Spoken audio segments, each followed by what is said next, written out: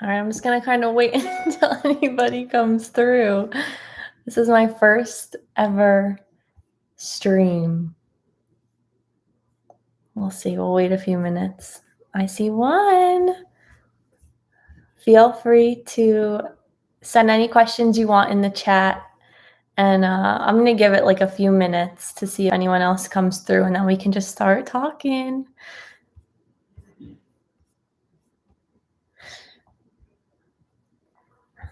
How are you today? Whoever is here.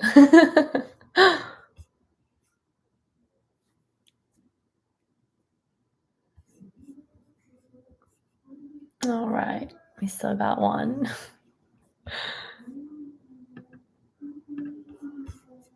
So scary just being here out in the open waiting. All right. Anyway, if you are here, feel free to write out in the chat. But for now, I'm just going to introduce myself a little bit. If you guys end up watching this later on, at least there'll be something in the beginning. So yeah, my name is Taylar. I'm from New Jersey. I have been a doula for about 1.5 years now.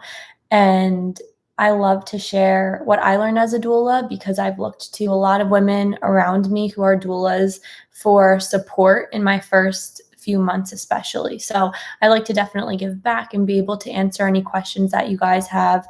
I'm always encouraging you to reach out to me on Instagram, so feel free to follow me.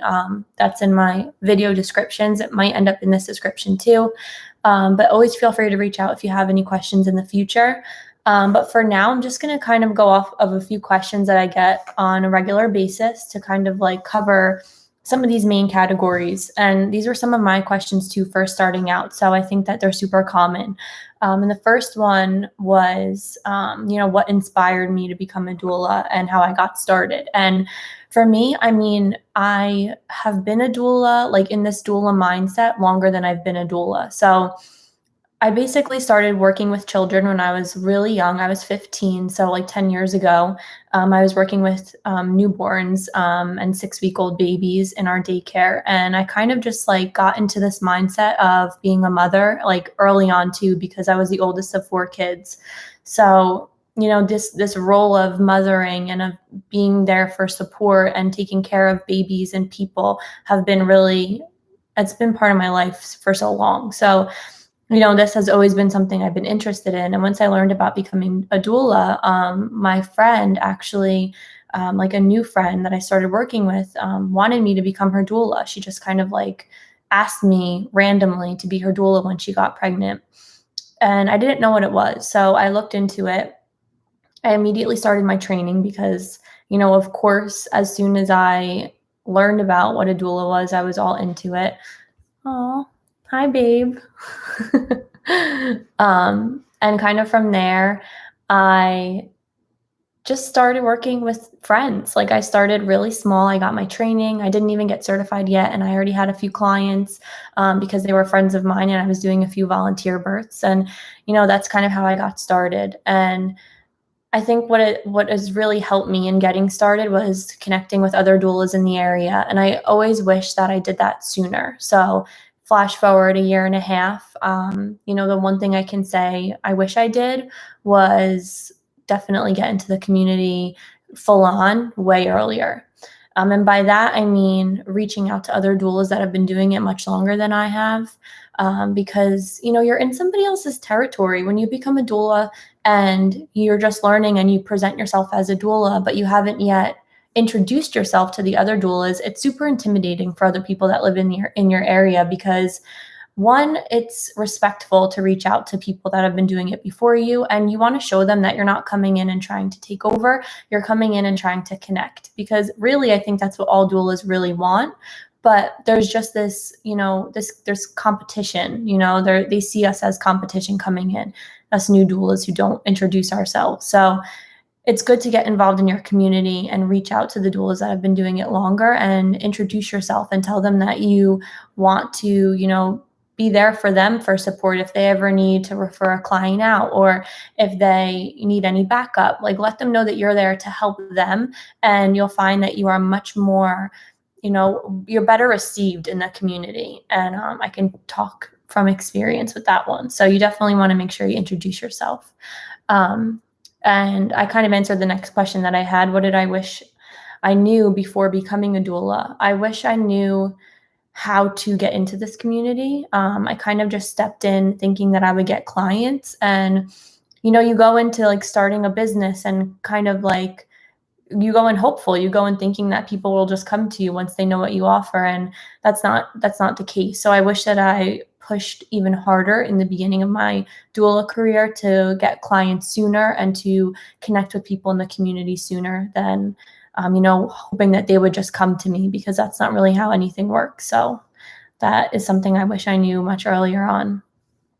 And the next question that I had was, how do you make sure you have enough energy for you and your family? And this question, I don't think I could have answered this a year ago. I don't think doulas come into doula work thinking that we're going to get burnt out or we're going to have to choose between taking clients and being with our family. But I think you have to learn that at some point. So the way that I make sure I have enough energy for both is I've felt the burnout. I have experienced working too much. And now I kind of know my limits and where that boundary is. So I think through experience, you can kind of learn how much you can take on and what feels good compared to what feels stressful. So I think it needs to be felt out.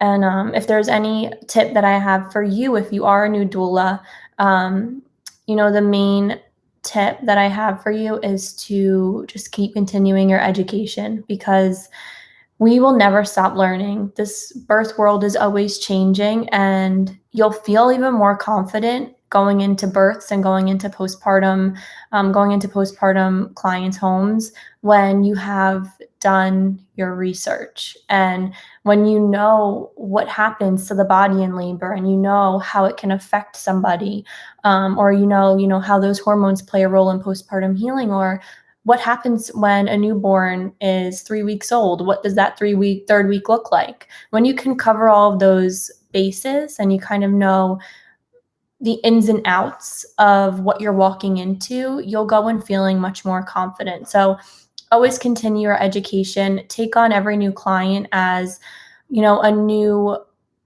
chapter, a new, new information to discover, because I'm telling you now, you're not going to get a client where you just know everything about, what's happening to their body or what's happening in their minds. Everything is a new chapter. It's a new adventure, and you have to look at it like, an opportunity to continue your education and continue growing. Inquinch. Hi, guys. I appreciate the support and the love. Hi, Michelle. If you have any questions, feel free to throw it in the chat. I kind of just rambled and talked about everything that I had written down from you from Instagram. So feel free to drop any questions. But yeah, for now, let's just chat a little bit more about what the first couple months looks like as a new doula. You may be feeling like you're trying everything and you're not getting clients. You may be feeling that you're not confident. And you may also be feeling like you don't know if you're meant to be a doula. And I'll tell you this, once you go in with your first client and you experience what that feels like, you learn a piece of information that you'll never forget. It becomes ingrained in you. So with each new client that you have, or each new, offering that you put out there, you're going to learn something about yourself and how you want to operate and hold yourself as a doula. Because I used to think that I was going to walk into this work and, not be unshakable, but come in more strong and have more of a presence and, get a lot of clients. I used to think that, but now that I'm in it and I see how many doulas are in my area and how much I can learn from them, I've realized that nothing comes easy with service work. Like, you need to connect with the people in your community. You need to be in the moms groups. You need to be at the local events, and you need to get your name out there. And you can do this by taking, a little chance and making yourself get uncomfortable. And, this is super uncomfortable for me right now, being on a stream and never have done this before. Starting a doula YouTube channel when I was only a doula for like 6 or 7 months at the time. And, people are coming to me now with advice from things that I've learned. So every new opportunity that you take is a chance to kind of learn a little bit more about yourself and learn about what you have to do to get better. And I never want anybody to think that you get to this point in doula work where you just automatically feel comfortable and confident. I see doulas who have been doing this for years that have been saying, whoa, like, I've never felt this way before. I've never seen this before. It's ever changing. So there's not this like max amount that you can attain in doula work. It's a continuous growing process, and you just need to be there and into the journey of it if you're going to pursue this. You got to get comfortable with being uncomfortable, and it's not easy. So I don't know if it gets easier. I'm still waiting. I'm waiting for that one, but it feels good when you do look back and you can see how much you've grown. You kind of grow with each birth, and you grow with each postpartum client, and you'll be able to start feeling that. It's like when you work out and you do it for like 2 weeks and you don't see any results. And then 3 weeks in, you like look in the mirror and you're like, wow, like I can see some little ab lines going, and it looks like all of the work that you've put in has paid off in a way. So you just got to always keep putting it in, and you'll get the results that you want. Just take some time. So yeah, what are you guys feeling? If you are a new doula, or if you are kind of considering stepping into this work, is there anything that is on your mind that you're not really sure about? I feel like I'm kind of rambling, and I want you to get the most out of this. Yeah. Yes, that's so interesting because, okay, so let's talk about touch a little bit. When you start doula work, I feel like sometimes there's just this expectation that doulas give massages, and I am so awkward with my hands. Like, I've had to like literally look up simple massages for labor, and I think that's so intimidating. So another really good tip that I have is touching and getting comfortable with like massage and using your hands first with the people that you're closest to that will give you that real feedback. Like, if I'm massaging my boyfriend's like back and I'm just messing up, he'll straight up say no, and he'll show me the way. And then I'll practice on him. I'm always practicing like hip squeezes and stuff on him. But I recommend getting comfortable with touch with people that you're close to. And then when you meet your first clients, especially if you're a birth doula, ask them about where their comfortability lies with touch. And if you are someone that is going to do massages, or if they want massage, or acupuncture massage, or acupressure massage, or anything like that, you're going to want to practice those things with your client before they go into labor, because there's nothing more strange than somebody touching you in labor when they've never touched you before. And I've done this, so I know how weird it is. And I've felt the energy of somebody who I've never put a hand on like their shoulder before. You can kind of feel like that's a little bit weird, because it is. So just make sure that you're practicing that touch with first your loved ones, and secondly with your clients, because it's gonna feel weird, and we don't want them to ever feel like we're kind of like crossing a boundary, or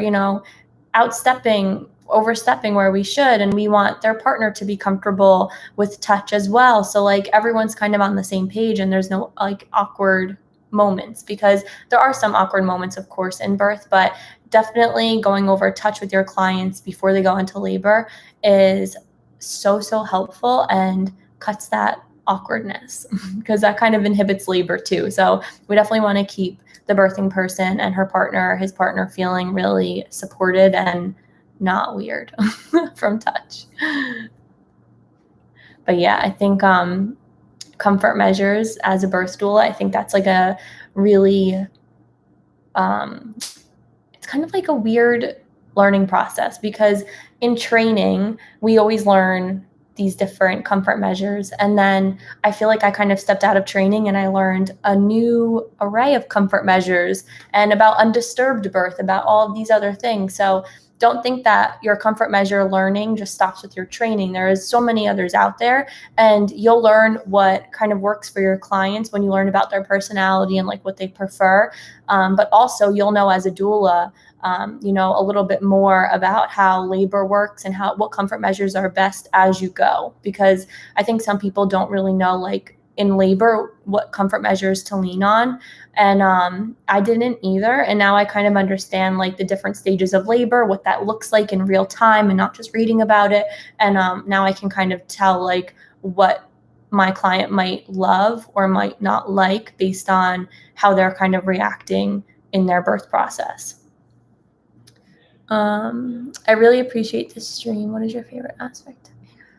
Oh, I love this question. So I am a full spectrum doula, which means we cover an array of different support. So through abortion, miscarriage, stillbirth, conception, birth, postpartum, all of that, like all of the very different ways that pregnancy happens, we help with and we can support. And I think my favorite part about being a full spectrum doula is learning about all of these different ways to support our clients, because I feel like the different, the different skills that I've learned in my trainings and what I've read and that education, it kind of all seeps into one another. So if we have clients with different personalities, we may touch on more of that empathetic side that we learn in a full spectrum doula training that you may not learn in a postpartum or a birth doula training on their own.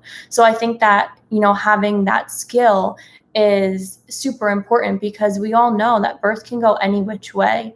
And there are a bunch of different things that could happen in pregnancy. So having that education and the skill set to kind of handle anything that comes your client's way can be very supportive. And it feels good as a doula to know like that I could potentially help with that support and I wouldn't have to refer out to somebody else. However, there are always going to be times where you may not, even as a full spectrum doula, feel prepared to support a client going through something like a stillbirth or a miscarriage, or even after, or in pregnancy. I mean, when things aren't going great, you may not always feel like you are prepared to support.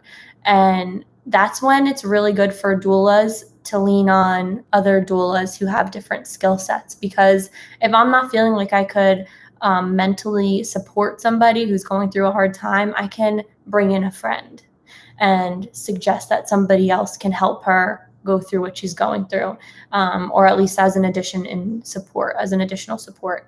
I don't think that we think about full spectrum doula training when we become a birth doula or a postpartum doula, but I think after being a doula for so long, people start to think about that because we see all these different experiences and we want to be able to help our clients. I got my full spectrum doula training from Stillbirth Day. They're a very popular one too. I saw a lot of people that recommended going through them and they're great. So I highly recommend it. It's very affordable too, even if you just want to purchase it to do, in the future, or just kind of get this education, even if you don't plan on specifically supporting like abortion or people that are going through this and they're seeking out full spectrum doulas. It's good to just kind of learn and have that skill set for doula work in general. Oh my gosh. Thank you all for all of these little messages.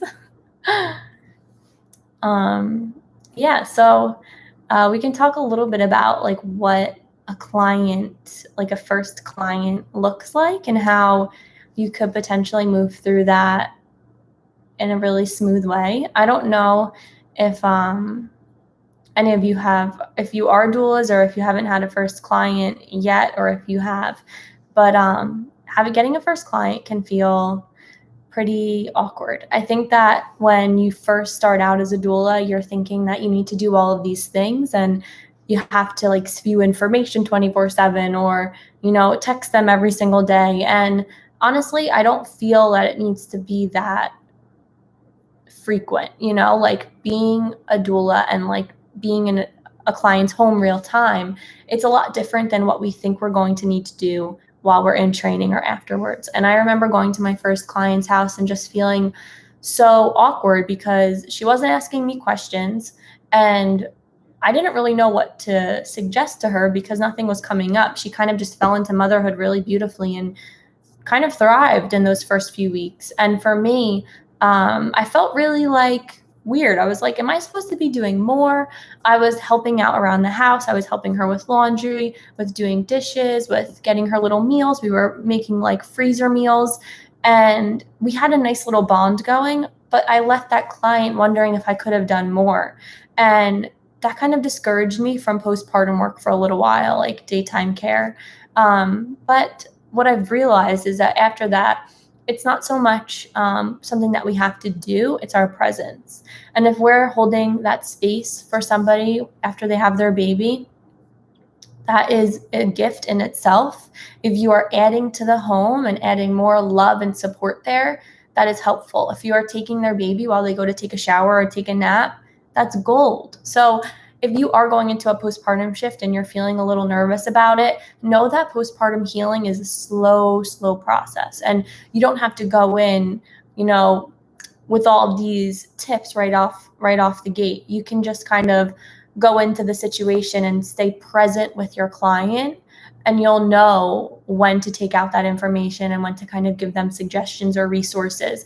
It doesn't have to be something that you're nervous about because it happens pretty naturally, and you are doing a lot just by being there and kind of being open to whatever happens.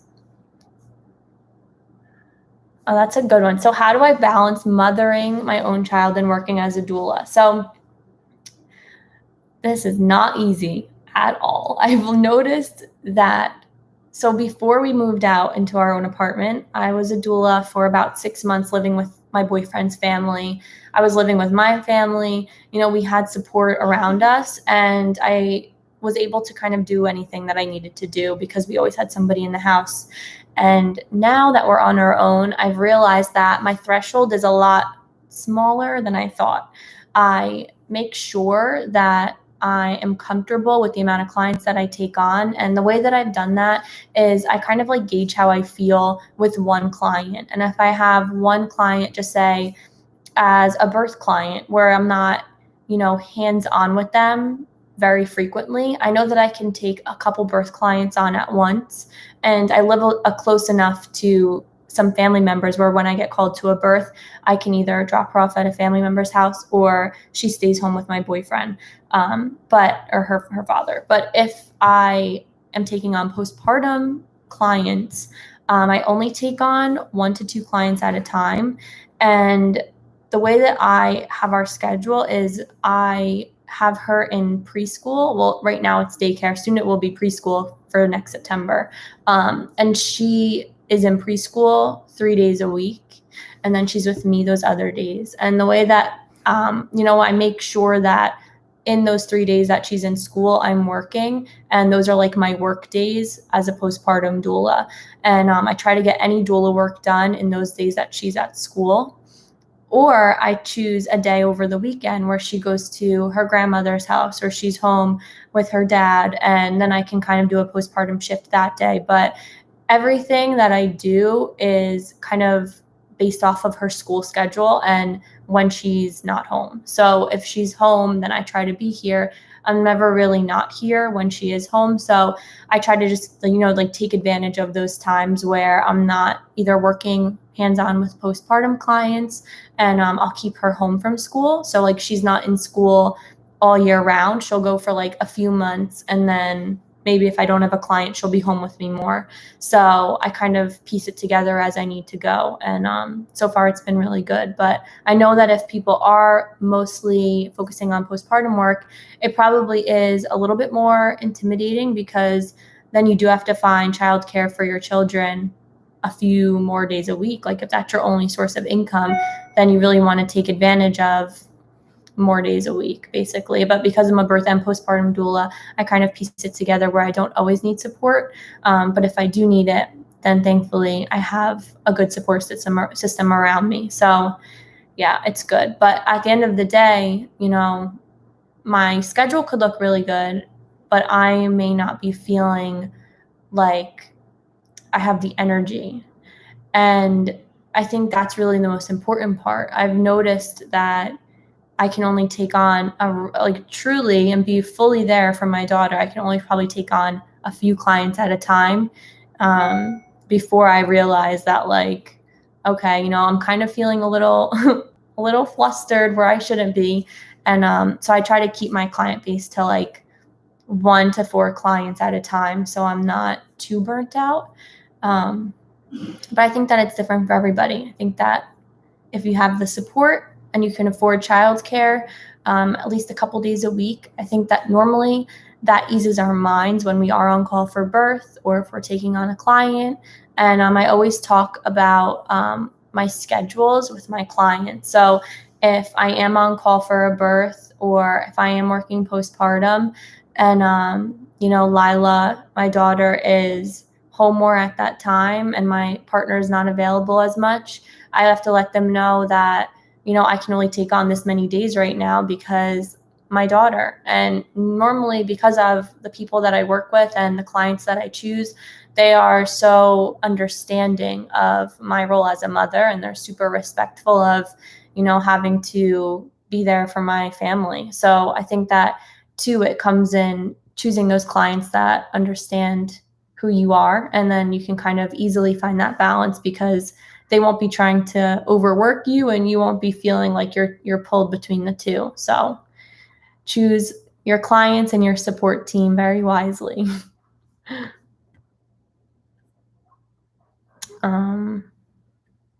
So there's one other thing I want to talk about that we haven't yet.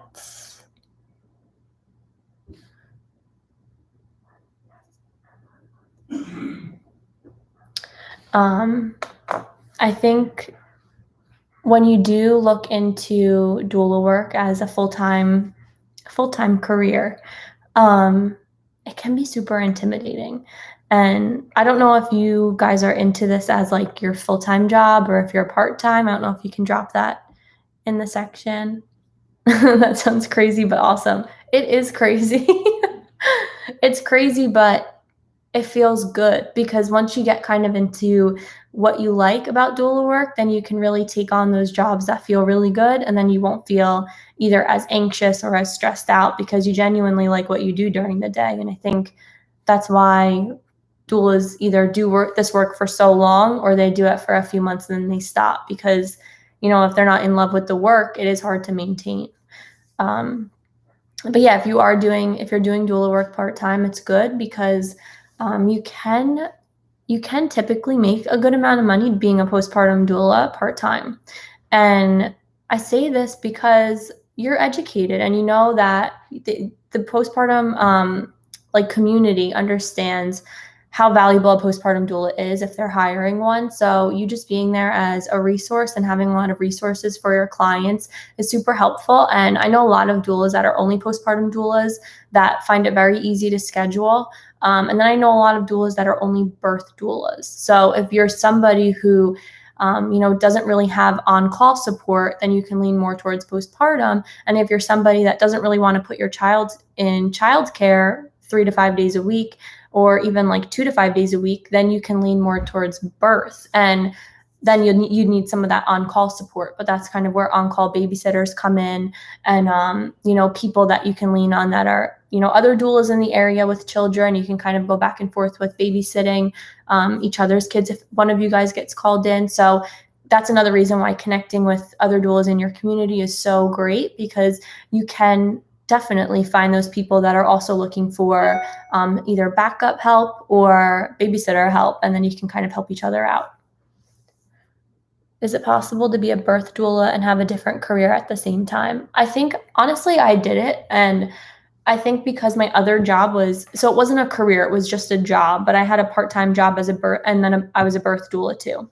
And in my part-time job, I was very straight up with the manager and I said, I'm a birth doula. I might get called out at some point, but I was only on call for like 2 births or something at the time. And I only worked there 3 days a week. So I said, there's a possibility that I might get called out because I'm on call. Like, how do you feel about that? Is this going to be a problem? I was just kind of like laying it all that out there. Like, this is my schedule now. What are we going to do about it? And he was super receptive of this new schedule. And he just said, try to give them as much advance notice as I possibly could. And thankfully, my doula, like my births, haven't ever interfered with any of my other jobs. And I think that's probably because I only take on like 2 to 3 births within a couple months of each other. Like I don't take on like 4 birth clients at once. I really space it out, or I only have like 2 due in the same month. So for me, I found it pretty easy to balance a part-time job along with being a birth doula. How did you find birthing persons while still trying to get certified? I love this question. So when I first became a doula, my holistic doula program really encouraged us to get paid for our services. And I didn't do that. So the way that I did it was I was getting certified, in the process of getting certified, and I went to Facebook, and I had a few really good friends that were the admins of a Facebook group. And I kind of just like threw my info in there and I said, I'm a holistic doula. I'm looking for 2 births for my certification. And I offered to be a volunteer doula. And I wouldn't suggest doing this, and I'll tell you why. They would have paid a small amount of money. And I feel like I worked with them so early on in their pregnancy that it was mentally, especially as someone that's going through the certification process, you're very mentally and emotionally involved. You're still trying to learn that barrier between you and your client. So I was like invested in these births, and I couldn't get to them and I couldn't attend them because of COVID. So for me, I felt like, that saying that I was a volunteer doula is what got me those first clients.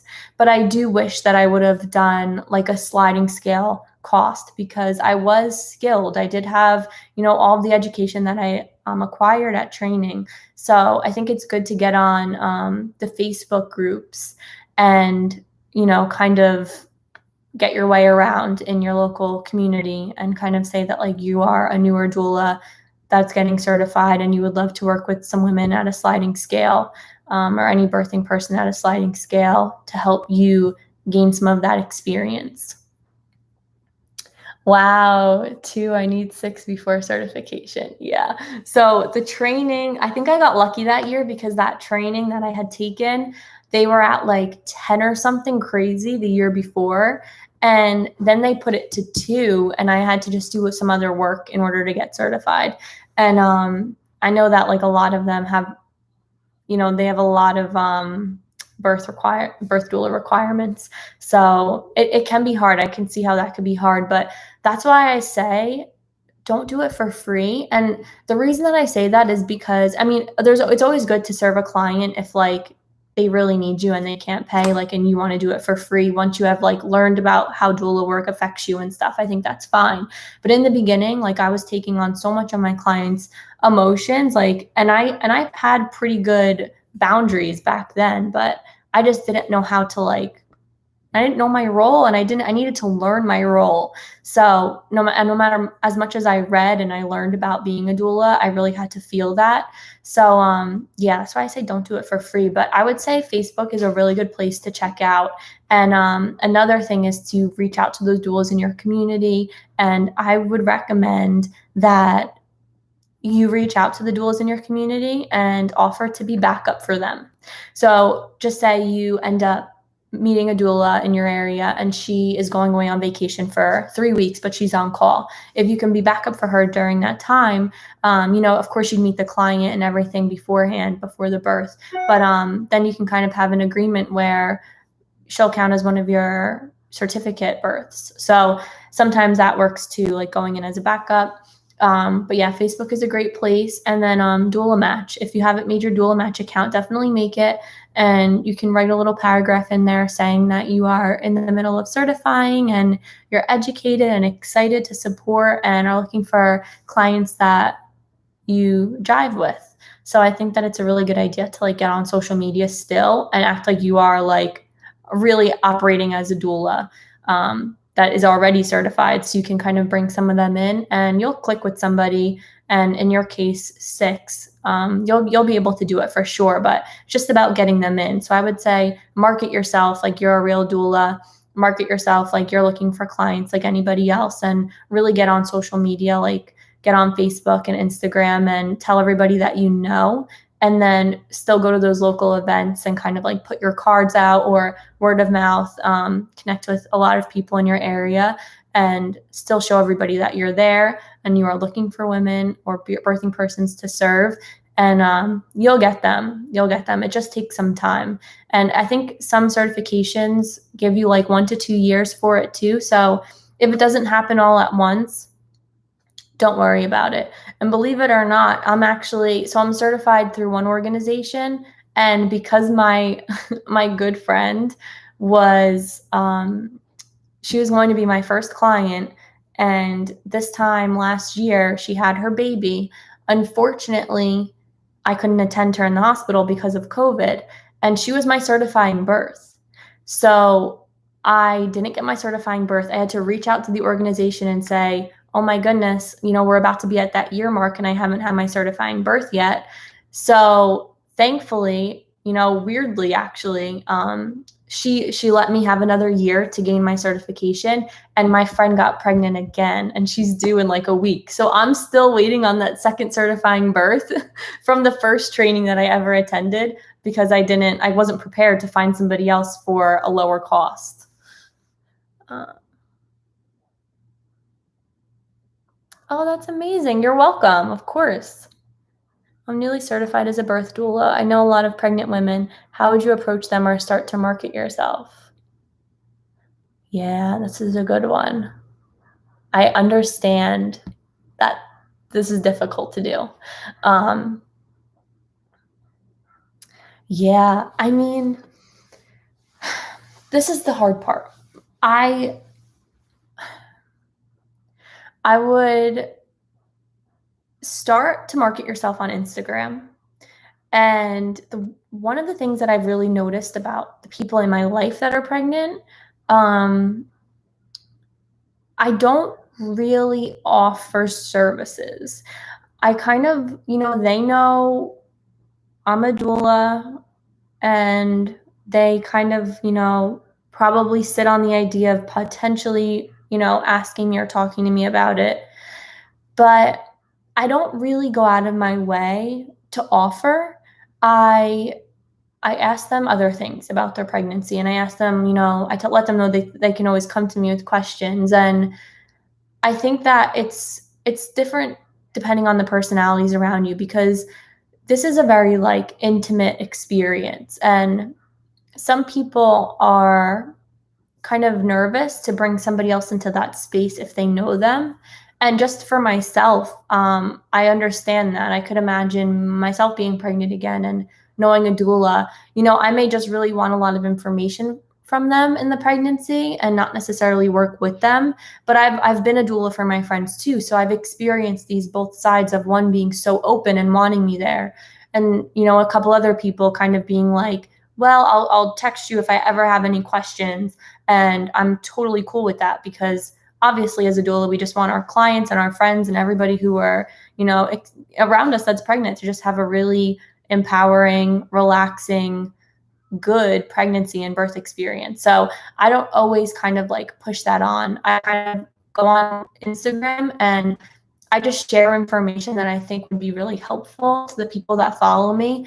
And that in itself is a great way to market yourself, because it's not like you're going to go onto social media. This is kind of what I fell into in the beginning. I would go on Instagram and kind of just like post everything that I didn't want as a doula. Like I would kind of like go up there, not like opinion posts, but like I would share, oh, don't do this, do this, or just something that's like kind of confrontational. And really, like I was just still learning, and I was just learning so many different things about doula work that I was kind of just like sharing myths and sharing what a doula does, when really we need to be getting into our clients and friends feelings, like their minds, like what do they want to feel for their birth? Like what could you provide for them as a doula? And sharing those posts on Instagram that allows them to feel what a doula is marketing in itself. I think that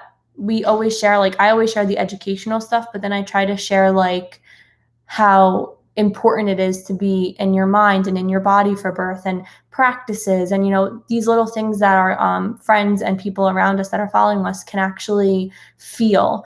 And I think that's a really great way to market, is through feeling and just being you and in your presence, and not necessarily showing your offerings to everybody, if that makes sense. Is it still hard to find births because of COVID? Can't hospitals make exceptions for certified doulas, or will none of them bend? Is it still hard to find births because of COVID? No, not anymore. So I'm in New Jersey. I'm not sure if it's the same in every state, but we became essential workers for through the pandemic. In last July, we were allowed back in the hospitals, and so we can enter the hospital. We do, in some cases, have to show our certification, not always. So different hospitals have different protocols. It's not like one rule. So yeah, that's changed, thankfully. Is there much legal work you have to do as a doula? No, I don't do any legal work as a doula. I created a contract that was overseen by a lawyer, and I think that it's important to really make sure that the contracts that you're getting, some of the trainings actually offer contracts in their trainings, which I think is really, really awesome. But a contract kind of highlights what you do as a doula. And normally people that are taking on doulas, once you have that first initial visit and you kind of talk about everything that a doula does, they normally don't expect anything else. And thankfully, I haven't heard of much instances where somebody is like suing their doula, thankfully. So I kind of just stick with my contract. I make them sign it before we start any type of services.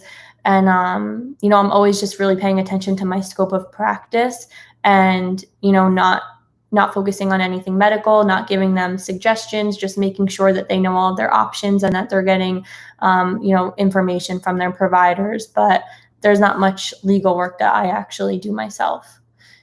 What are your boundaries for when they come for questions? Example, if they constantly come to you for questions, almost getting the benefits of you being their doula, but not officially. I love this question. I love it. So I haven't experienced this before. And I think it's because being, a newer doula, like under 2 years, I've kind of been in this place of just being so excited to share information and just chat about birth and all of that. So for me, I haven't really needed to learn about setting boundaries at that point, because I genuinely like talking about it.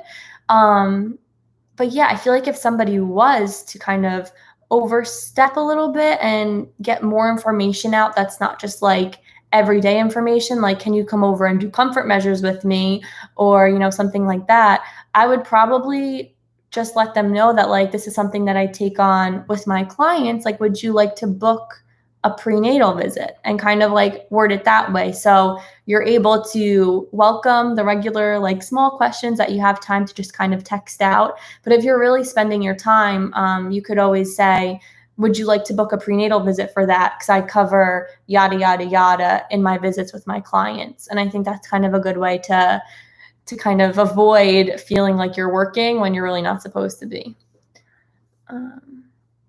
I meet my first client tomorrow. What is in your new client welcome packet? Oh, I love this, Michelle. So All right. So as when I meet a new client, I think this is so great. I can actually, this is terrible, but I need to pull it up. Hold on, real quick. I think that I don't know if I'll be able to get in over here. Because I kind of like do a lot of information, but I also, yeah, I can't even find it. Okay. I want to find this info for you so I can share exactly what I do, because I haven't really altered it in a long time, so I'm kind of forgetting everything that I include.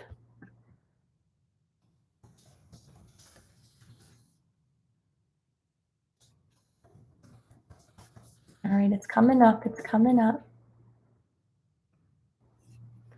Oh, this two-step verification. All right, we're almost in. So I kind of do, I do 2 prenatal visits with most of my clients, sometimes 3. But if I am taking on somebody early, I'll normally send them everything that I would send in a first prenatal visit. So what I mean by that is it doesn't matter how early they are in the pregnancy. Like if you have a client who is somebody that is only just say 20 weeks pregnant. Normally, to give you a little backstory, I normally start my prenatals around 27 weeks pregnant, and I'll do another one around like 32 weeks pregnant. But if you have somebody that's with you very early on, I kind of give them like the first prenatal visit packet so they can kind of start practicing relaxation techniques and start really preparing mentally for birth, because there is like this whole mental aspect of going into labor. And I think that the earlier that they have their hands on this information, the earlier they can prepare for their birth. So a welcome packet, though, is a little bit different because are you just meeting her? You're meeting her for the first time tomorrow. Yeah. So yeah, at this point, I would bring my relaxation techniques and some things that I think could help them prepare for their labor. So I'm just trying to find that for you. I don't know why I can't find my. I never use Chrome, so I'm kind of like all over the place right now. Okay, here we go. So in the welcome packet, we go over a little bit about their birth preferences, but we don't do their birth preferences planning for a few weeks at that point if they're early. But if they're in their second trimester, like almost in their third trimester, I'll bring that first prenatal packet with me. So we'll go over birth preferences and what normal labor looks like. We'll go over when it's a good time for them to call, and just like those little common questions that most people have when they first take a doula on, because if they never had one before, they don't really know how any of that works. So I kind of go over like labor and birth preferences, but not so much like the stages of labor. I just go over like what does normal labor look like, and these are some ways that you can relax and prepare your mind and your body for labor down the road. We go over some small things like questions that they can ask their provider at that stage in their pregnancy. We go over talking about the birth that they want with their provider. Again, all of these questions are so so needed and important for those earlier visits, because if you chat birth preferences with a client and then they go to their provider in their 34th week of pregnancy, they're probably most likely not going to change providers. So I like to kind of like get all of those birth preferences questions and that vision out in the open in those first or second visits if you're seeing them close together, because the earlier the better for those things. But I can't find my full packet right now for some reason. So when I do, I will leave that somewhere so you can see it, because I think that I've kind of gotten it down to what I find is the most common questions that they have in the beginning, and then what they need to prepare for the most. Like I kind of try to get that out right in the beginning. Is it hard to keep calm when things get intense during the labor? Okay, so I've had a lot of intense labors. I would say all of my labors so far have been intense in a way. And I'm okay when things are progressing normally. and it's getting intense, I'm like, I'm in it. I'm ready. I'm there as a calm presence. I can be there for their partner. When things get intense and they're not going great, I've learned that I still need to keep a calm presence. I still need to keep a smile on my face. I still need to be reassuring the partner. I still need to be holding my client's hand if that's where I'm supposed to be. And I don't like to say, this is one thing that I don't say. If they're going through a hard time, I don't say you're okay, because in their mind and their body, they're not feeling okay at that time, and that could lead to trauma. So I've learned through like educating myself that when somebody's going through a really intense time, it's definitely not the best option to verbally say like you're okay, like it's okay, but just being there for them and learning about, how you can be a calm presence in a situation like that is really helpful, because I don't think I've ever really shown that I was like nervous or kind of panicking. Like I'm more like either a poker face, or I'm like reassuring, like I'm right here, you're moving through it, you're doing amazing, you're doing good. Like I try to kind of like stay verbally there with the partner or the client if things are looking a little bit, if things can get scary sometimes. I've experienced shoulder dystocias. I've experienced emergency cesareans. I have experienced things that have made me unfortunately leave births crying. And I've had to stay straight face in the room, and I've wanted to lose it. I've wanted to cry at the drop of a dime. But I've learned that I just need to like stay calm as much as I can. And it has been hard, but I keep my tears. I keep everything for after. For after I leave, I've driven home a few times crying. So it can be difficult, but I think that when you feel the energy, like that you have to stay calm, because you can tell that either the partner is like getting really worried or she's getting really worried. Normally she's still like in labor land and not really panicking unless something really, really is going wrong. But if he's starting to look calm, I just say, I'm here, like it's going to be okay. And, I try not to tell the client like you're okay if they're feeling like they're panicking. I just kind of try to be there and say like, I'm right here. Your husband or your partner is right here. And she knows that she has that support around her. That's kind of like validating how she's feeling, but not necessarily telling her how she's feeling. What advice would you give for younger audiences who want to pursue becoming a doula? I think that's so amazing. So for younger audiences, I'm not sure how old you're talking about, but if you are someone that's like either in high school or who's really looking to become a doula, I would say start getting out into the birth world now. It's never too early. I think that I love hearing stories like of doulas who were their first birth was when they were 5 years old and they experienced their mother going through labor with their sister or something like that. I think that it's so cool to see these doulas who bloom because they've already experienced birth. It's never too early. So I would say start to read a little bit about normal labor and how that works.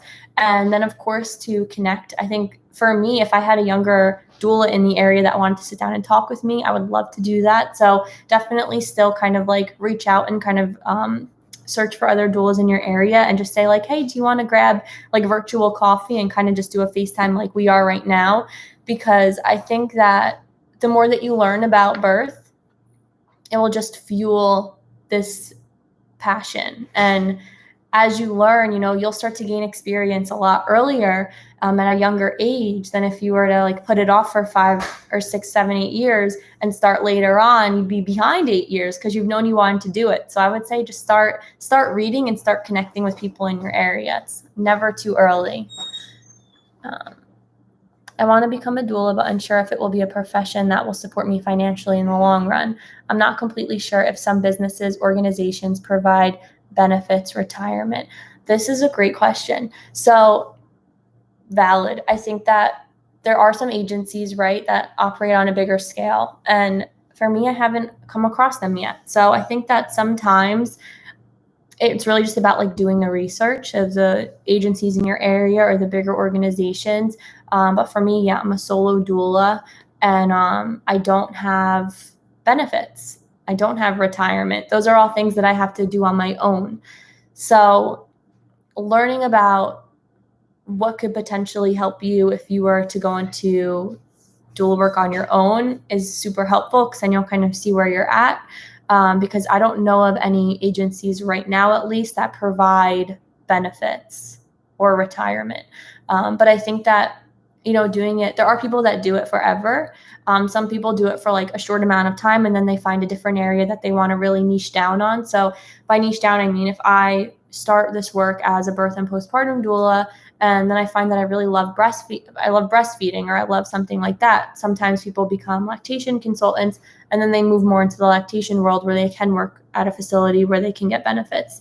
And then some people end up being a doula, in different areas. Like if you work for a birth center, or if you work for a hospital, there may be different plans in place. But if you're just going to be a solo doula or a home birth doula like myself, I don't know what there is out there that could really help with benefits or retirement.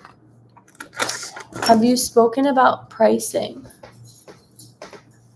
As a new doula experience, or if clients don't want to pay amount because they know you're new in the field? Okay. No, I haven't spoken about pricing yet. Well, not really. Okay. So this is what I've heard. I've heard that this is my experience. So I have, and I'm so grateful for this experience, because it really helped me shift my worth. That, like, it's like a hard thing to feel, is like when you start working for yourself and you don't know what to charge for your own work, because like you're kind of still doubting yourself, and like you don't want others to kind of see through your learning process. But when I was a new doula, this was after my volunteer experience of those births where I took them on for free. I ended up doing a very low price. And in my area, a low price is $500. You don't even see doulas putting their services out for $500, but my smallest package was $500. And I offered that to people when I would go on to, interviews and everything, and they would ask me how much, and I would say 500. I felt like people were like surprised that it was that low. And I was like, oh, like I thought that was a lot for a new doula. Like in my mind, I thought like, yeah, solid price for my first package. And it actually turned out that the first like batch of births that I did at $500, after I had a few births under my belt, I started to feel really good. And this kind of matched this new experience for me. I went into a birth that was a $500 package, and she actually gave me a tip. And the tip after the birth was a little bit more money than I expected. And that's kind of what helped me realize that I can raise my prices as a new doula, because I'm appreciated. And she appreciated my services as a doula that was, someone with only a few births.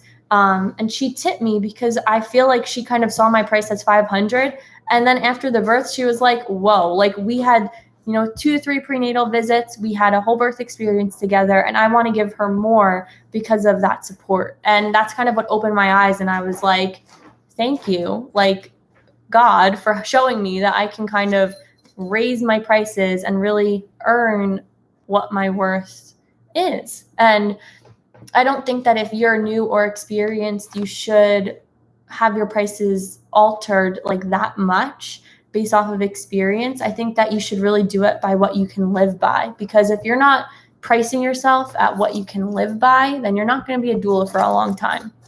And I learned that the hard way. I kind of went into it like, oh, I'm new. I don't really need to not like try, I didn't want to try to fool any clients. So like right out when we were in an interview, I would say like, I'm a newer doula. If they did ask, like when I only had one birth, that's something that I wanted to tell them, because I was still learning. And I felt like they should know that. If they were looking for someone experienced and they voiced that, I would say, well, I've only had, 1 or 2 births. And I would kind of just try keep it really simple, but I would still provide them value.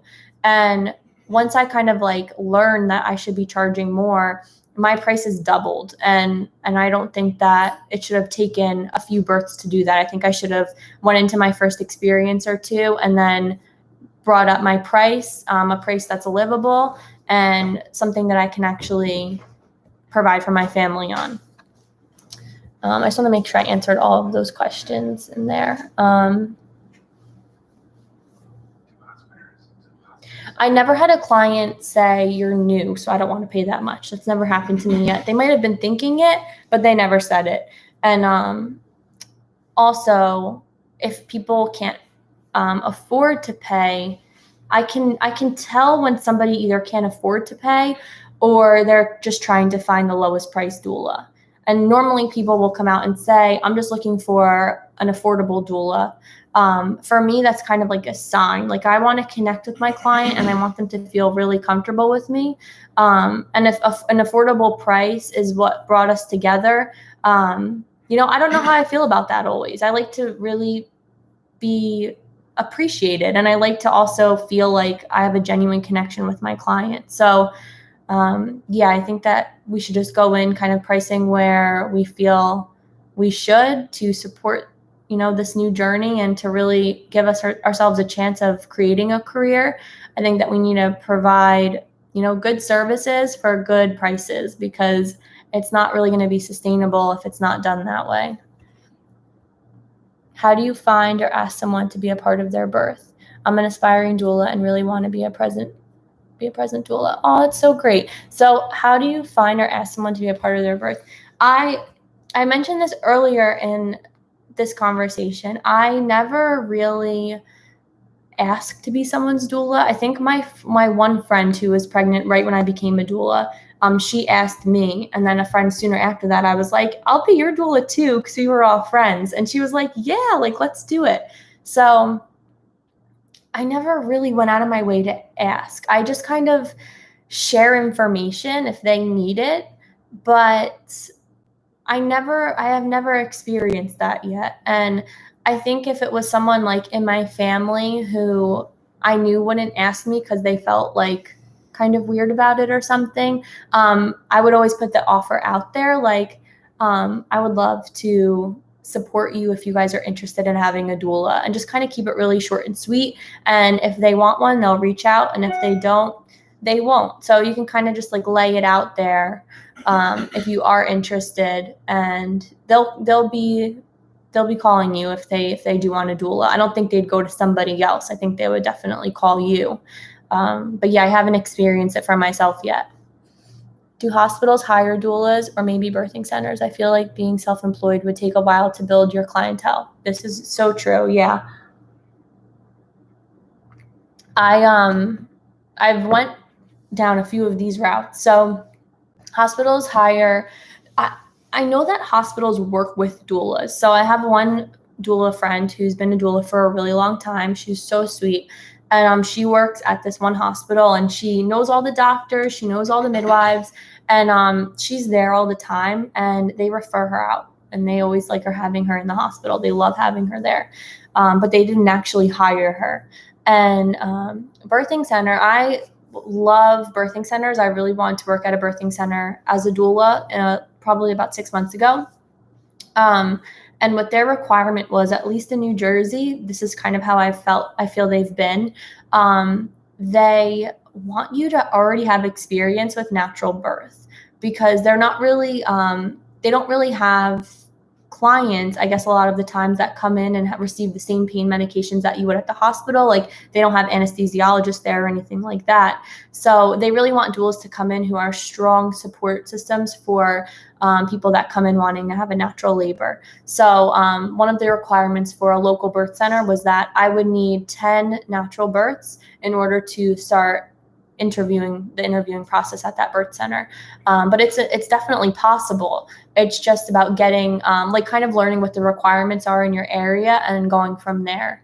But I am a solo doula with my own business, and it does take time to build clients, because this job is really a word of mouth job. And why it's word of mouth is because it's such an intimate experience. So if somebody has a good experience with you, they're going to refer you out.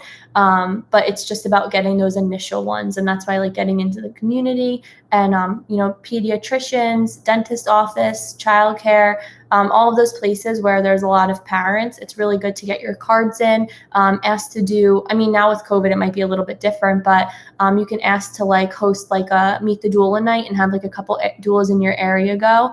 And that way you can kind of just get into the community and really get out there if you were looking to just take on your own clients to start. But also there is the option of going with an agency, which you didn't mention. So I don't know if you know about them, but there are doula agencies out there where it's kind of like a hub of doulas, and they hire birth and postpartum doulas. And I've worked with agencies before, and normally they all kind of operate like when you work with them, you can't take on your own clients, but you will gain experiences through their agency. So it's really good to kind of get those first few births or first few postpartum clients. Working with an agency is always a good option to potentially have steady income as a doula, depending on how busy they are.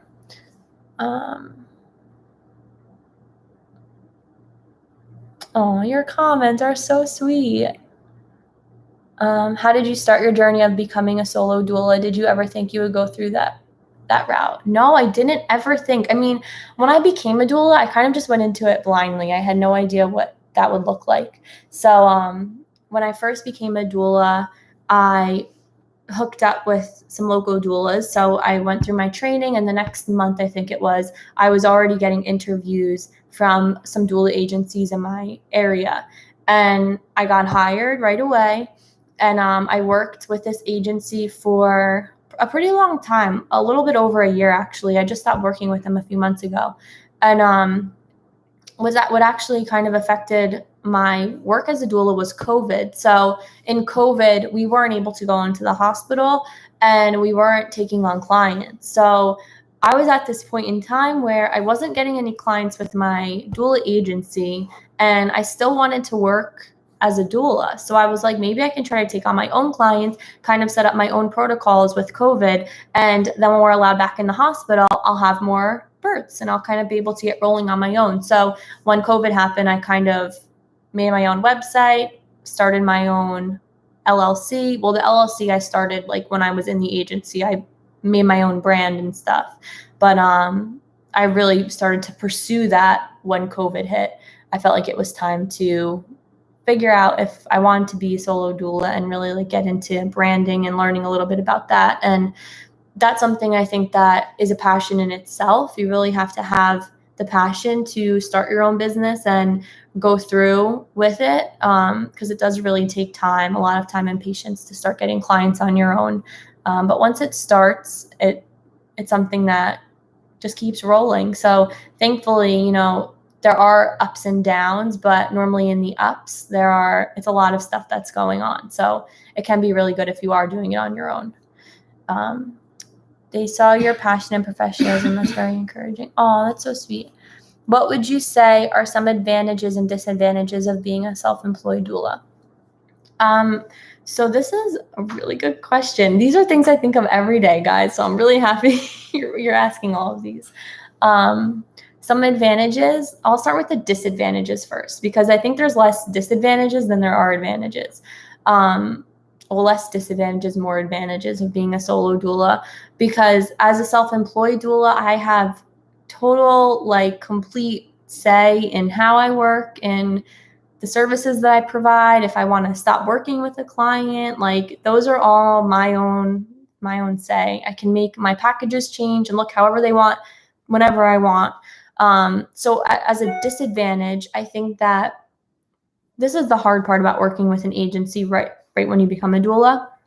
Some agencies, they have a non-compete clause, which means if you become a doula for them in a certain agency, you may not be able to take on any clients that are connected to the clients you have served in their agency.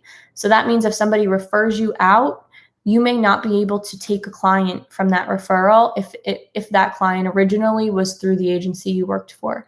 And it's for a few years. So the disadvantage of being a self-employed doula is starting out as an agency doula, because there was opportunities that I missed out on while I was growing, working with an agency and not working on my own brand, I wasn't getting my name out there as a brand. I was working under somebody. And then when I became a self-employed doula, I had to start from scratch, basically, because I couldn't use any of my referrals.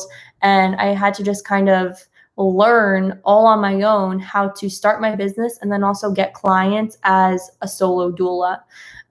So the disadvantages would just be, having to get clients on your own, and really, like, from wherever you're starting as a doula, it's not going to be easy. So I think that it's hard to do it on your own. And I'm glad, on the other note, I'm really thankful that I started out with an agency to get all of those experiences and form relationships with other doulas and have support in that same agency, because it is difficult as a solo doula to like process some things that happen in and around your business. So like learning about doula work kind of before taking on my own was helpful. And the advantages of being a self-employed doula are that I really can control, like, if my life is changing, I can change my schedule. I can stop taking birth clients. I can only work postpartum and vice versa. And I can kind of just more easily, I think it's for people that like to plan. Like, I'm a planner and I like to, have an idea of what my weeks look like. I like to know that. And in an agency or when you work for somebody, you don't really know when or where the clients are coming from. And as a self-employed doula, I know, like, okay, I don't have any clients for July, so I can take a vacation or something like that. So I don't know. I just think it's like, if you have the passion and the want to go self-employed, you really have to have it. And that fire will burn out if you don't. And then you'll like want to get that team back. You'll want to be with an agency or work with a group. But I have that power and that passion and the drive to really build a brand. And that's something that I like aspire to do. And the way that I know that this is the case is because I am interested in being an entrepreneur, not just doula work. So I have like that general interest in growing a business, and not necessarily a doula business, just a business in general. I'm a marketing major. Like, I love the idea of self-employed work and having a business. So I would say, like, if you love that, if you love the idea of challenge and the ups and the downs and getting your own clients and marketing, then self-employed is a really great option. If you more like the tactical work and you like hands-on doula work and you're just like really in it for like that connection more than the challenge, then going with a group or working for somebody is a really great way to get started. And through those different experiences, you'll find more of what you actually want and how you want to like operate really as a doula. Like, where do you find you thrive? What things do you have to do to become self-employed? By the way, thank you so much for answering all my questions. Oh, of course. Oh my gosh. Thank you so much for asking them. These are such good questions. What did I have to do? So to become self-employed, I think I created my LLC in 2019. So you just have to create an LLC. And what that means is you'll meet with somebody. I think I went through somebody who does taxes. It's a friend's husband. So I don't even know exactly what happened, but we just created my LLC. And in that creation, I learned how to do my taxes. I do my taxes through QuickBooks. I manage the money coming in. I send out invoices, and I just kind of manage all my money. And then in tax season, we file taxes. I work with somebody else to do my taxes.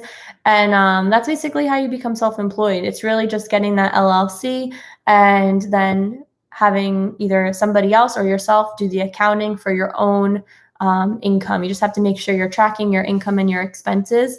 And it's a great thing. So actually, before on the other question, an advantage I wanted to also mention was that like taxes. So it's a whole different tax situation when you're a self-employed doula. So at that point, you are a self-employed business. So the way that taxes work are a little bit different. You can take like trainings, any trainings that you take as a doula, or your miles that you travel for doula work, you get a tax write-off for that. So it's really important, if you did want to be a self-employed doula, to learn about the taxes and the benefits of that too, because that definitely is helpful as a doula. And yeah, I think just getting your LLC and then sitting down with somebody that knows a lot about little, like, small businesses, and somebody, especially if you're not looking to take on any employees, they'll have a lot of tips for you. So learn about taxes for sure if you want to be self-employed. But yeah, I don't see any other questions here, and we're a little over an hour. I actually just had a video go up, so that's exciting. So yeah, if anybody has any other questions, feel free to drop them right now before we wrap this up. But I'm so happy that you guys all made it and were able to come and do this first live stream with me. I was really nervous in the beginning, but this is so much fun. I don't see anything else coming through. So I just want to thank you all for being here. This has been awesome. I love talking about doula work and answering all of your questions. So of course, if you ever have any questions, you can reach out to me. I'm here. And thank you so much for everything. Our video just went live, so if you would like to watch it, I would appreciate that. And yeah, thank you for being here. But I'll catch you guys next time, and I'll let you know when I stream. But have a good rest of your night.